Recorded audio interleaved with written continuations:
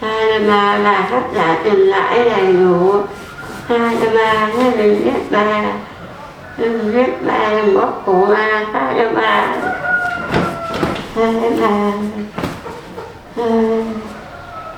tất cả lãi đầy đủ. Hai ba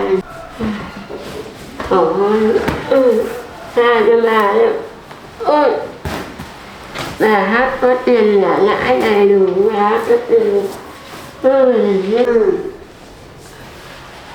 Này là các mặt hổ thế này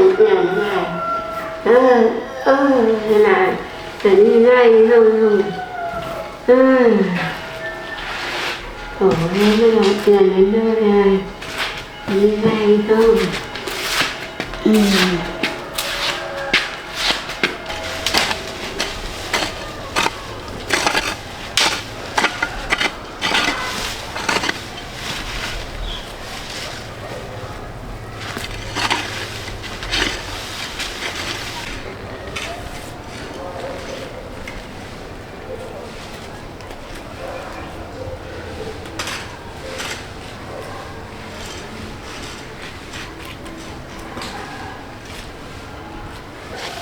Cái thằng cổ này mình phải đi không chuẩn ngay không nó đến lại bắt mình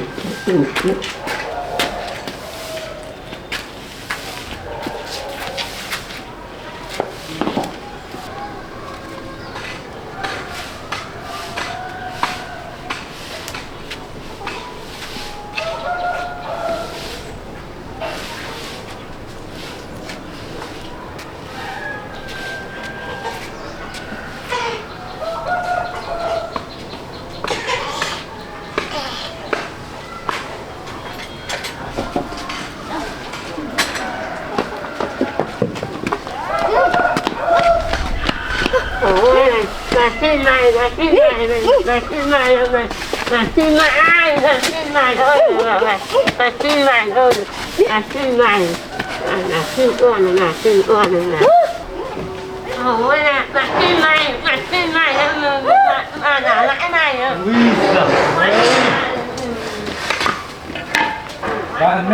Bà đi đâu ấy hả? Xin mày là hát trả lãi này đầy đủ. Đây là nhà mình đây rồi, về đây rồi. Bà không phải đi đâu cả. Đấy là bảo đừng quấy phá gì cơ mà. Mày trả cho ra, mày tao hát trả lãi này đầy đủ, mày trả cho ra. Trả cho ra, mày trả lãi này đầy đủ. Ủa chắc lại mơ tiền mày đừng quất của tao. Đấy, bây giờ về nhà mình rồi. Mẹ không phải đi đâu cả.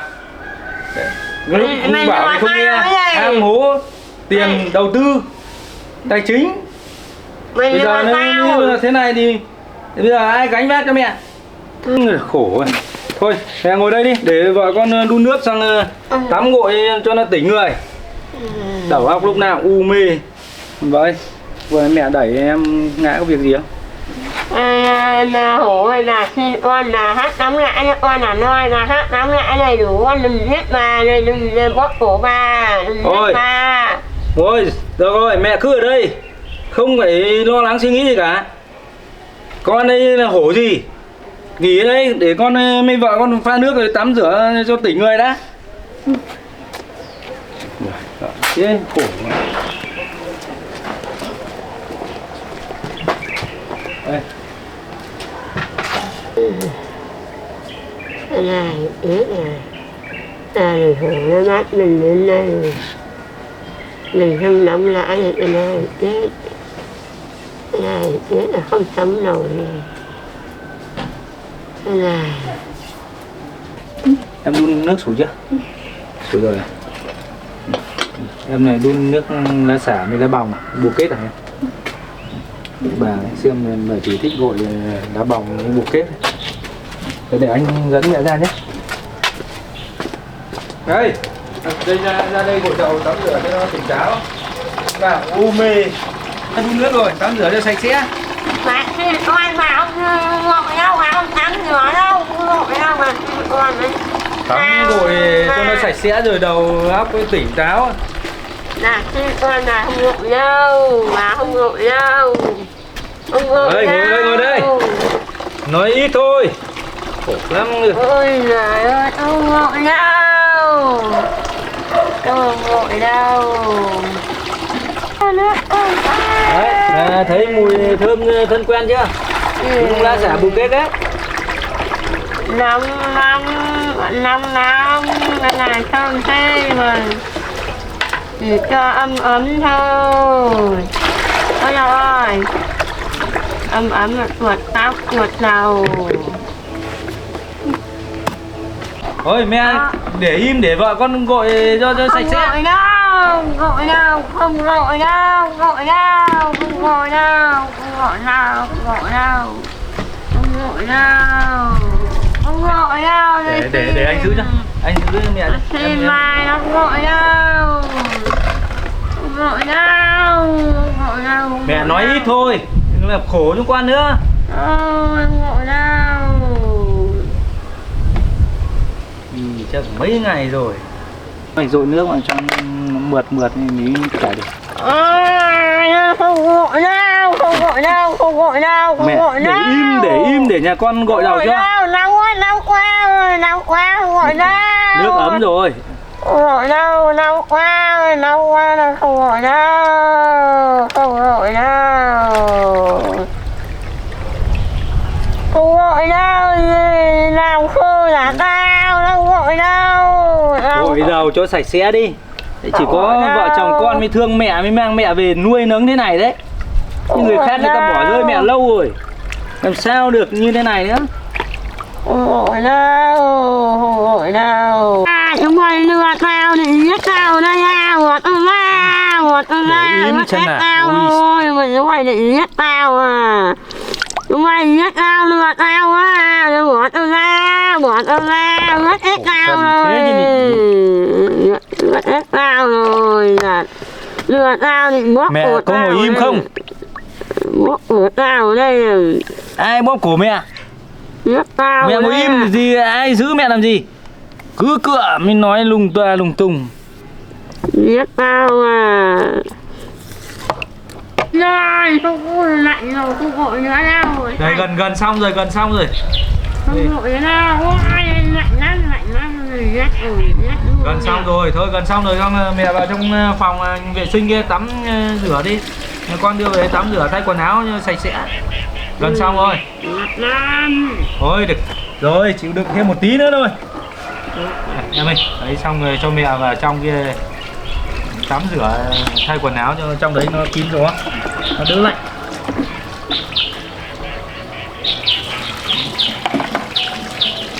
Đấy, mẹ thấy gội đầu nó sạch sẽ này, thấy đầu óc nó nhẹ nhàng hơn chưa?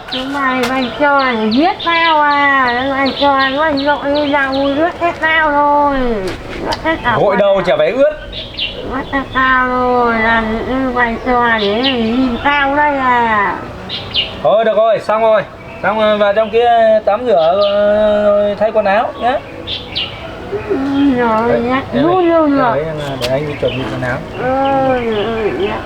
Còn đưa mẹ vào trong kia tắm thay quần áo. Khổ em. Đất bó tóc ra đấy rồi. Cái tóc của tao rồi. Tắm gội cho sạch sẽ thế này mà mẹ vẫn còn trách gì nữa. Ôi ơi, nhát quá. Thôi được rồi, đi vào. Vào phòng vệ sinh tắm rửa đi. Ôi ơi, nhát quá.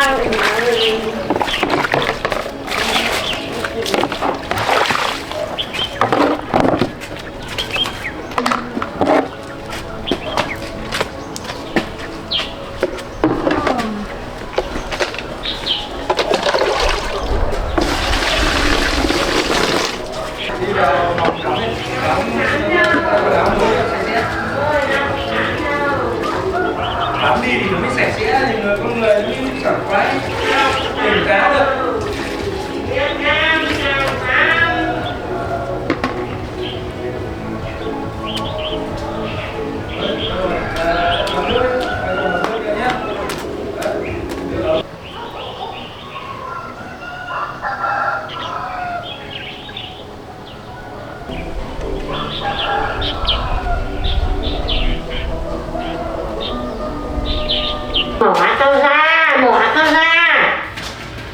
Bỏ tao ra, mày làm gì tao? Mày bỏ tao ra đi.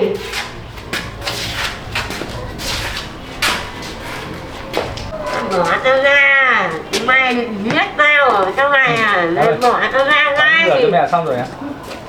Ê, bỏ tao ra, mày định làm gì đây? Mẹ cứ ngồi đây cho nó thoải mái. Nhìn không gian yên tĩnh này, điện thư thái này, đầu óc tỉnh táo này.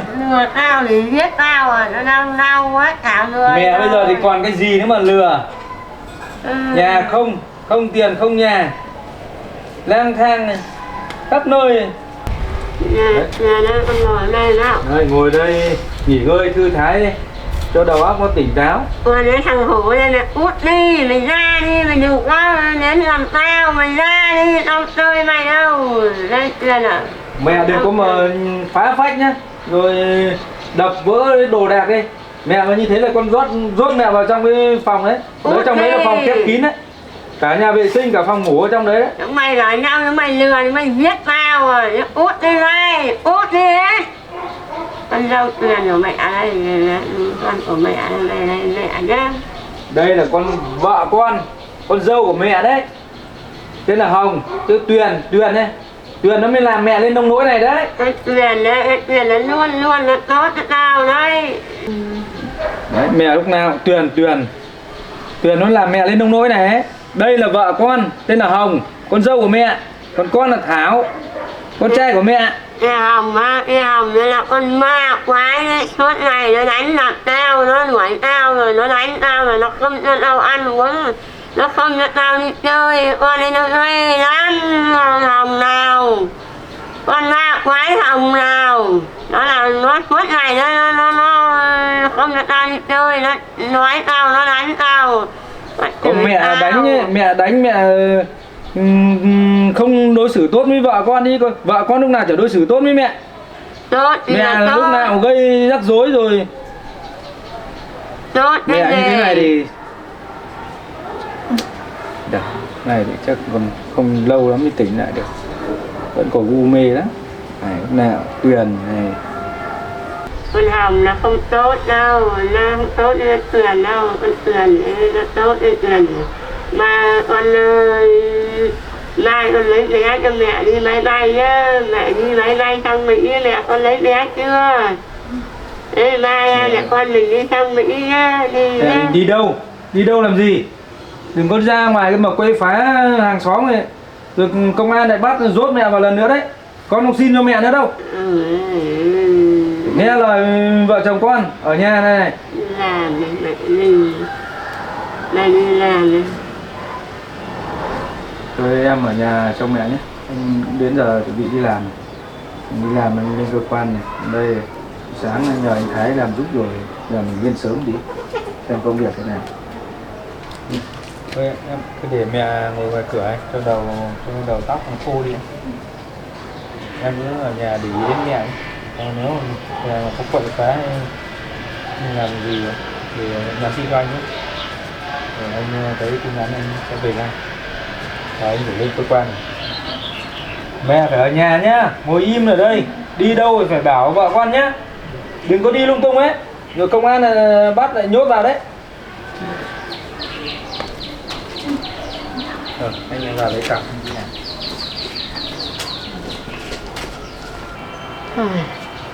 Giờ mình nó bắt mình chết nó lại bắt đánh rồi là tù rồi công an nó bắt sợ lắm rồi hại lắm rồi ngồi yên đây này đi này. Thôi nhá, mẹ ở nhà nhá, con đi làm đây. Thôi anh đi làm đây. Ở nhá, mẹ cứ ngồi ở nhà nhá, ở nhà chơi nhá, không được đi đâu đâu. Thôi anh đi làm đây.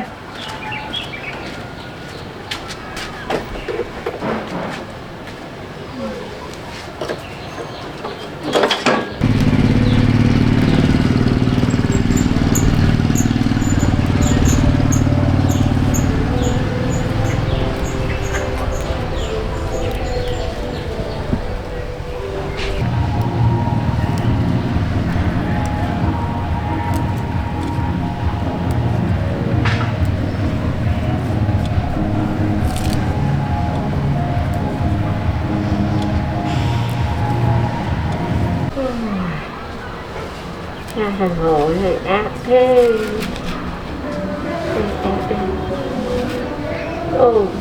Như là nó ra như giống ra là mình đó. Đúng ra là mình, giống ra là mình đó.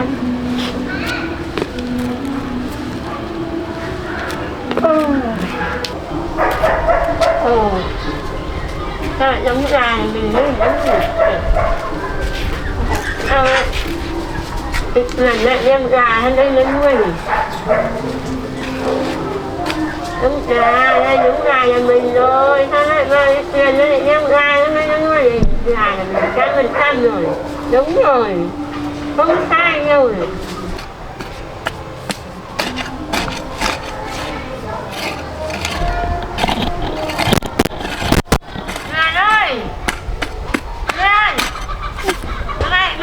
Của mẹ sang đây nuôi à, đi ra đây nhà Bảo.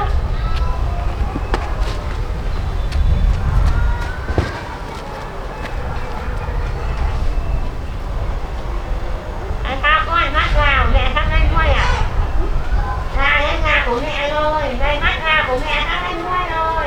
Nhà đây, mẹ con mắc vào của mẹ sang đây à? Đấy, mày nói nhưng mà sao bây giờ mày như thế này, mày không... mẹ hỏi không bảo gì à? Cái này bị đâu chưa? Đây là nhà của mẹ ơi. Nhà của mẹ đấy. Cũng là mẹ ngồi đấy, cháu ăn ngồi đấy, nó nhìn thấy rất cháu ăn rồi. Đó, mẹ thèm thịt gà lắm, làm thịt cho mẹ con để ăn nhá. Mẹ thèm lắm rồi.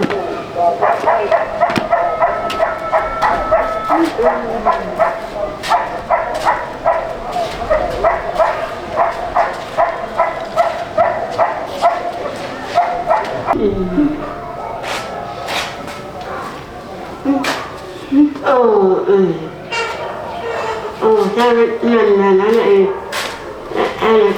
khả năng con dâu đã ở đây rồi. Sao lần nó lại không nói này. Thì là cháu là nổ đó là con cái hầm hay con dâu hầm, con đi hầm nó lại lại đây, nó ở đây này nó lại trả thù mình biết, nó lại trả thù mình. Ý mình ra mình bỏ hết tiền ra, có phải là hầm ra đây ra lại cứ như này, cứ phải ra tận nơi hỏi thật ra mặt một lời xem rồi hay nó về đây làm phát lúc nào không biết. Theo mình cái lúc nhớ lúc quên này, cái nào này lúc phải quên lúc phải hâm rồi này, cứ nhớ lại quên gì không phải làm sao này đầu óc nào nữa.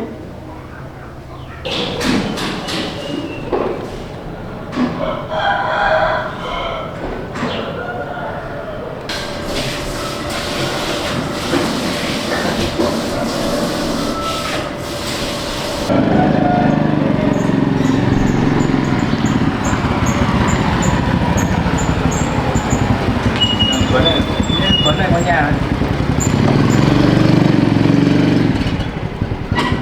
Ê! Dạ! Anh à? Vâng. Tuấn hôm nay vẫn phải đi làm hả? Vâng, Tuấn vẫn đi làm đây đang nấu. Dạ, chỉ biết. Anh ngồi đấy. Anh ngồi để em về em lấy nước nhé. Ngày hôm nay không phải đi chợ này? Em cũng vừa về anh ạ. Chợ ngày Tết này chắc cũng đông vui không nhỉ? Vâng, đông bán chạy lắm. Anh uống nước. Anh xin. Thế hôm nay chị đâu anh? Thì anh chị đi cùng anh. Anh ở trên cơ quan đi qua đây đặt vào chơi hỏi thăm xem Tuấn này, này công việc ổn không? Khỏe chưa? Chị ở nhà anh nha, anh bảo vào nói Tuấn vợ chồng em là không, anh tìm thấy bà sự không? Tìm thấy rồi ạ. Và kia trên cơ quan là điện là anh em này, bà là người dân báo là cơ quan phải xuống đưa bà về đồn, thế là anh Thái lại gọi anh lên làm việc rồi đưa bà về. Thế bác sức khỏe nào có làm sao không? Bà tinh thần là hoảng loạn lắm, nói nằm lung tung cả, đòi đi Mỹ rồi lúc thì lại đòi tiền thì nhiều tiền lung tung. Chắc là vụ vừa rồi xã hội đen ấy dọa bác, sợ là nghĩ bác đi nhiều thế là đã ảnh hưởng cái gì đấy anh nhỉ? Em trên cơ quan về cũng đưa bà đi khám, là bị trên bệnh viện bác sĩ nói là bà bị sang chấn tâm lý. Thế anh ấy thôi thì bà về rồi thì cũng vui lắm anh ạ. Với hạnh phúc rồi giờ em chỉ biết là cũng không tìm thấy bà khổ anh ạ. Anh nghĩ đến giờ tìm được mẹ về rồi còn người còn của mình đỡ lo rồi. Bà cứ đi lang thang mà không tìm được cũng lo lắng. Tuấn đi làm về muộn này. Vâng, em với anh Tuấn vừa rồi cũng xảy ra chuyện này. Hai em lại xảy ra chuyện gì nữa? Anh ấy đi làm suốt ngày đêm anh không về anh. Thế này em vừa rồi em đi xin phép bác về trên kia. Thế bác với lại so thì cũng lúc em đi cũng khóc các thứ. Nên là Tuấn sẽ tham việc quá, tham công tham việc thế. Nhiều lúc chắc là lại mãi làm quá quên. Tất cả là cứ Tuấn đi làm hàng ngày mãi mấy hôm mới về nhà rồi. Thế là còn đấy anh sang nhà không đi so đâu, đi so ở trên bài. So em gửi trên 300 trên đấy. Thế thường mấy nọ này Tuấn có lên đón em xin. Nhà em mới hôm qua so với anh Tuấn lên đón anh về. Thế thôi em có gì thì cứ bỏ qua cho nhau. Anh ấy Tuấn cũng chỉ lo cho em, lo cho gia đình, muốn làm việc. Vì thời gian rồi Tuấn mất trí nhớ, công việc sẽ không ổn định. Và rồi lại mất việc, thế chắc là Tuấn không làm việc rồi em. Và thì cứ bỏ qua cho Tuấn.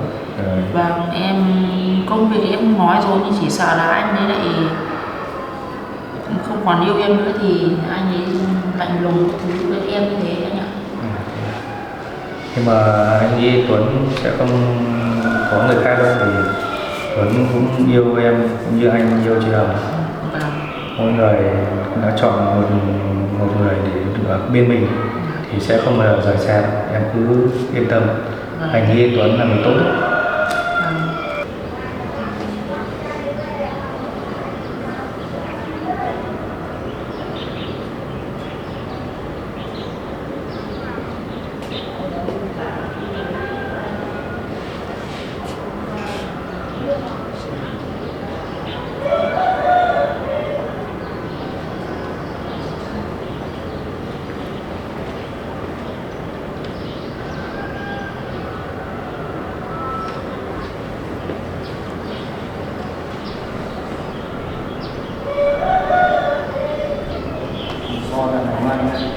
Man anh ạ.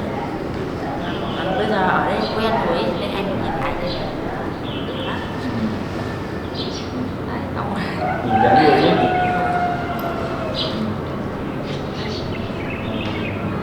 Rất đáng yêu.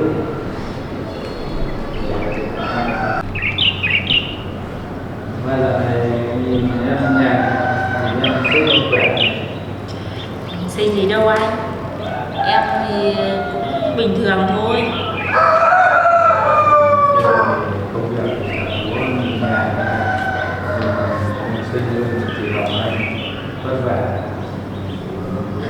cũng nhiều gia đình, công việc gia đình chỉ do má em bị nhỏ đấy. Nhỏ anh. Cũng chào. Anh nghĩ em thấy là hoa gì? Hoa bị nhỏ má má cho anh. Em làm một. Vâng. Cái hoa xong sườn em sườn bị cháy qua. Để xem cái cho em vừa nấu cái nhỏ mặt này. Anh tính. Anh Linh. Em muốn lên. Vâng. Anh xuống lâu chưa? Anh cũng mới xuống. Hôm nay anh đi công tác qua đây, đặt em chơi hỏi thăm em khỏe, công việc thế nào? Em thì cũng khỏe, nhưng mà khỏe nhiều. Công việc thì đợt này từ lúc em ở trong tù ra, để danh tiếng em bị mất hết, thì bây giờ em đang gây dựng từ đầu. Thế anh thế nào tìm thấy mẹ? Anh tìm thấy bà. Tìm thấy bà rồi. Qua cơ quan anh lên làm cái bảo lãnh để cho bà về. Vâng. Bà đang về nhà, chị đang chăm sóc. Thế chị không em khỏe? Chị vẫn khỏe, công việc thì vẫn thế rồi. Em này lần này cũng công việc nó bù ra bận nhiều thứ quá, không sang thăm anh chị được. Thì anh thì tìm được bà về rồi, thế thì cái sổ biển đỏ đất ấy, thì anh đã trả được cái chứ, lấy lại chưa anh? Chưa em, bà là tinh thần rất là loạn, cũng lúc nhớ lúc không, lúc thì bà cũng tỷ hơn tỷ, nhưng mà cũng chưa biết bà còn vay mượn ai nữa không. Thì anh chỉ có ít tiền ấy. Hôm trước lên bà ngoại này cho mượn 200, thế là anh chị giả cái miếng đất của bác. Thì để bác đưa cho cái sổ về, anh chị làm sang tên đổi sổ. Vâng. Cho nên là cũng bà thì để hôm nào bà tỉnh táo thì biết số nợ như thế nào thì anh chị sẽ giờ sau. Chứ không giờ bà hoảng loạn, bà không nhớ gì ạ? Bà giờ chả nhớ gì, bà cứ lúc thì đi Mỹ, lúc thì thằng Hổ nó đợi nó đánh, lúc thì tao không ở đây. Thế nhưng không phải nhận được anh chị cũng không nhận ra được. Nặng đến rồi người. Thì anh như thế anh đưa bà đi khám bác sĩ thôi. Anh đang mai kia chắc là anh xin nghỉ cơ quan 1-2 hôm để đưa bà đi khám. Anh biết là điều trị cho bà. Trước mắt thì đưa bà về nhà là khám chấn an tinh thần, anh chỉ giúp bà. Em có điện thoại đấy. Anh cứ ngồi đây, anh ra ngồi nghe. Nghe được ạ.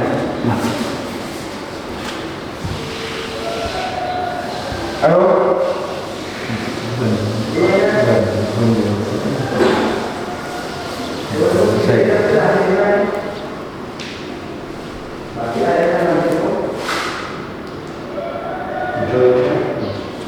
Mọi người xin phép rồi.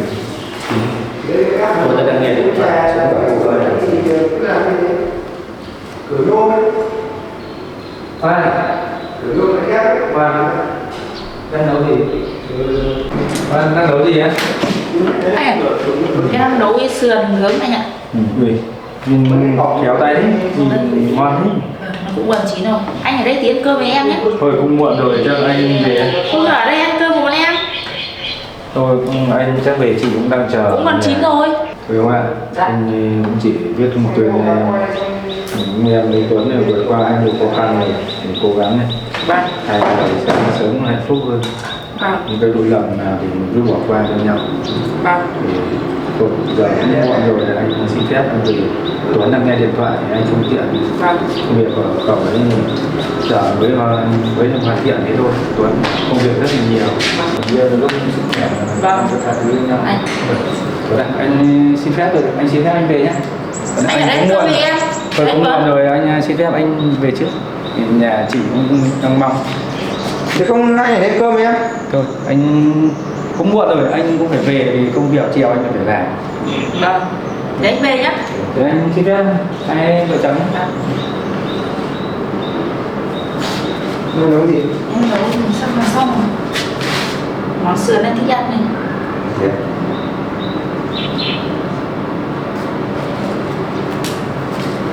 Anh Thảo ơi!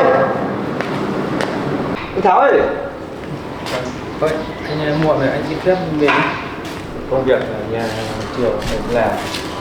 Thì anh cũng bảo hai rồi thì em có thể gặp quay với nhau. Vâng, thế thì anh ở đây ăn cơm. Rồi cũng muộn chị anh mong là đấy về giúp chị cơm. Và lúc bà cũng không tỉnh táo. Và mình chị em vất vả. Và thôi anh về đi, có gì hôm nào bọn em sang chơi sau nhé. Thế thôi anh về nhé. Vâng. Nào mà rảnh này đưa cho hoa sang anh chơi. Vâng vâng. Hôm nào được nghỉ thì quay chứ. Vâng. Anh em nào bữa cơm. Vâng. Anh à, em bảo này, tôi thì tình hình gia đình anh như thế. Em thì trước em làm nó cũng có điều kiện một chút. Bây giờ em cũng dư giả được một ít tiền. Thì nếu mà anh chị cần thì cứ bảo em, xong em hỗ trợ em cho anh chị mượn một ít. Anh đất của bác để lại, anh vợ chồng anh thì già rồi, bây giờ chỉ còn chờ bà tỉnh táo thì xem một số nợ của bà như thế nào thì anh chị mới giả được, cũng khả năng là cũng vay mượn rất nhiều. Vâng. Nhờ bạn bè đấy, thì nếu có gì thì anh sẽ bảo em. Vâng. Thế chị Hồng dạo này vẫn đi làm gì anh? Chị thì cứ trồng rau ở vườn với lại đi buôn bán hoa quả. Thế Vừa bán rau rán nhà trồng được em chợ bán, đi mua hoa quả bán. Em bảo là nếu mà lúc nào mà đi chợ xa hoặc đi vặt hoa quả đâu thì bảo sang đi làm cùng với Hoa.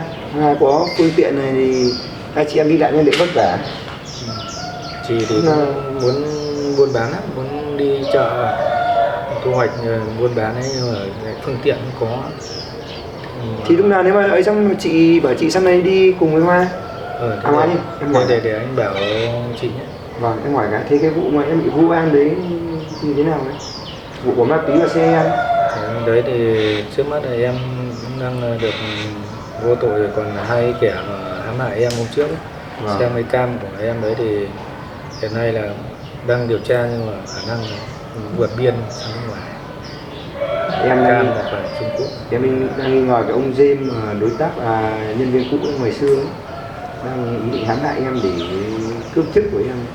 Thì đấy, cơ quan công an cũng vẫn đang điều tra theo hướng đó, vẫn đang bám giết và điều tra theo Diêm ấy, nhưng mà chưa có bằng chứng nên là chưa buộc tội được.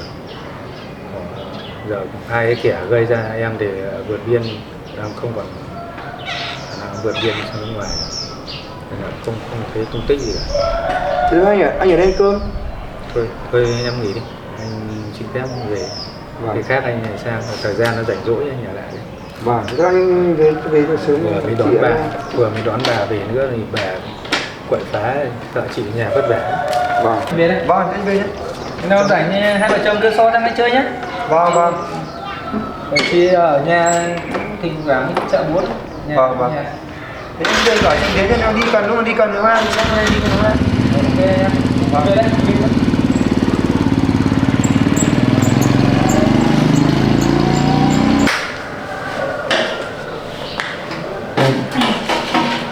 Anh hỏi cái.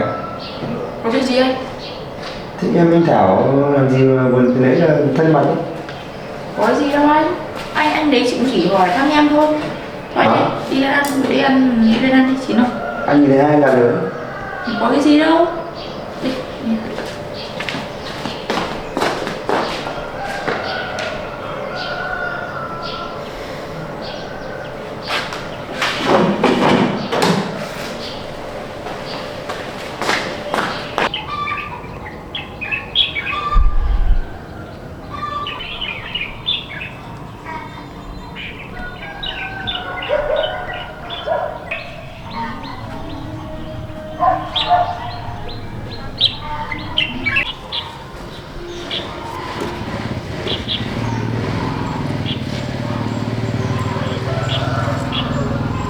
Ông ơi, ông lấy mẹ nào?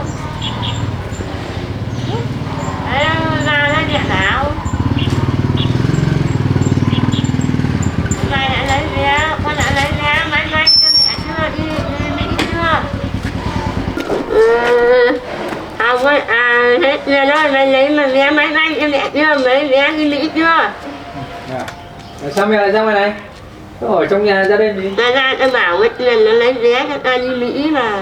Vừa con thấy mẹ gọi là Hồng ơi, tưởng mẹ nhớ ra vợ con rồi. Thế đây không phải là tiền, thế lại là cái Hồng.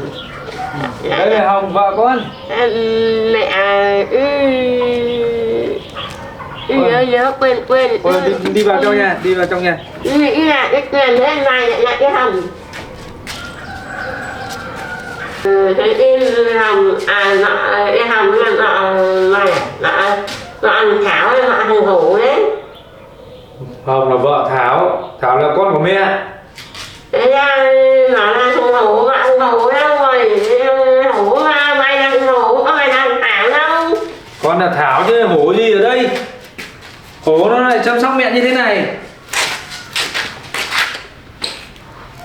Hổ á, mẹ còn đang nợ tiền nó đấy. Sao con nợ năm nào đâu, không nợ gì cả. Ai thì nắm lãi, là lãi đấy, ta không nợ. Mẹ thế chấp sổ đỏ lấy tiền đi đầu tư. Thế mẹ nhớ ra chưa? Nhớ nợ nó bao nhiêu tiền chưa?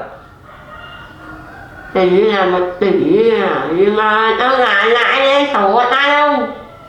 Mẹ đã trả được cho nó đâu mà nó trả sổ mẹ. Sổ của ta đâu mất rồi. Mày là sổ tao đi trả tao sổ đâu, mày nó trả mày hết tiền, nó không còn chịu đồng nào nó trả hết rồi.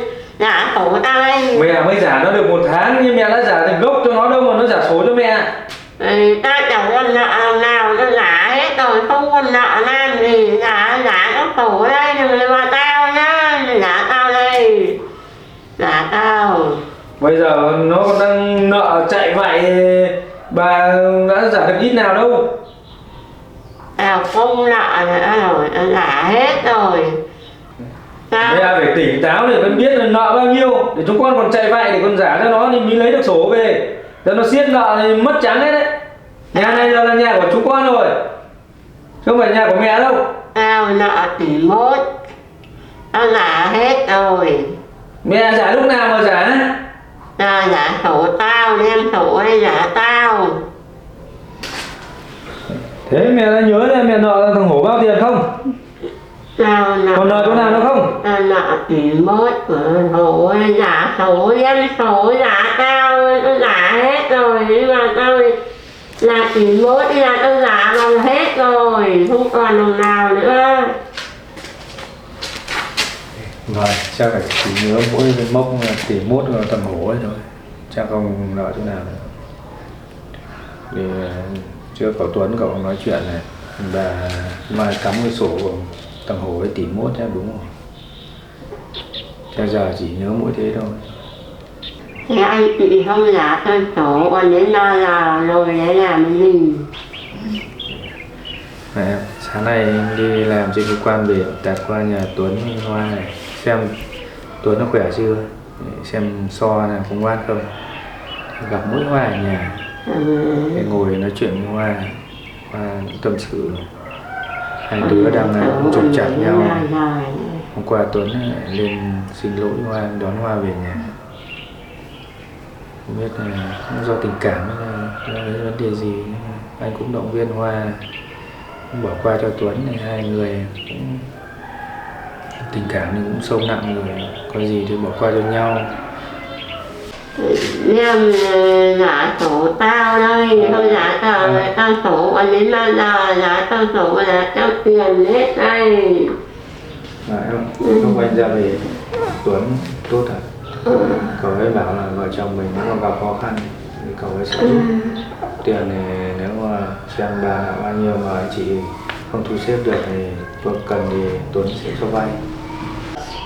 Tuấn bảo em đi chợ buôn hoa quả xa, xa cho đi cùng Hoa có xe. Tao bảo con trai tao bắt đây lúc này đây, con trai tao làm công an đấy, em giả tao sổ đây, không nhớ đâu. Không nhớ ra con trai là công an. Con nhớ thằng đâu đấy. Tao bảo con trai tao nó làm công an, nó bắt đấy, không phải đấy. Đúng rồi, liệu tính này nếu mà trong bệnh này vừa rồi bà ngoại giúp đỡ ấy, chỉ cho bác biết nữa thì sổ của bà thì chắc là 1 tỷ hay rồi. Nếu mình gặp khó khăn nữa thì bảo chú Tuấn cũng giúp được. Chỗ các anh chị trên cơ quan đồng nghiệp của anh ở trên cơ quan ấy, thì chắc nếu mà đủ thì mình không phải vay ngân hàng. Thôi chắc là cũng phải nhờ mỗi người giúp 1 tỷ thì mình mới trả được cái sổ của bà tận 1 tỷ cơ mà. Rồi thôi cứ nhờ người thân giúp đỡ được em. Không vay ngân hàng giờ hơn 1 tỷ, trả lãi ngân hàng mỗi tháng hết cũng gần chục triệu đấy. Thì vợ chồng mình giờ đang khó khăn này, giờ cứ đóng lại ngân hàng cũng khổ lắm. Thì người thân ai cũng muốn giúp đỡ mình, thì mỗi người 1 tí thì nó thành nhiều. Chúng mày ơi, lại lấy sổ là tao không? Lấy sổ là tao đi. Rồi đấy. Thôi em đến nhà ăn nghỉ, vợ chồng mình đi ăn nấu cơm, còn về là cửa nghỉ ngơi chiều đi làm. Để bà ấy lúc thì vẫn hoang mang, lúc chắc lúc nhớ lúc quên này.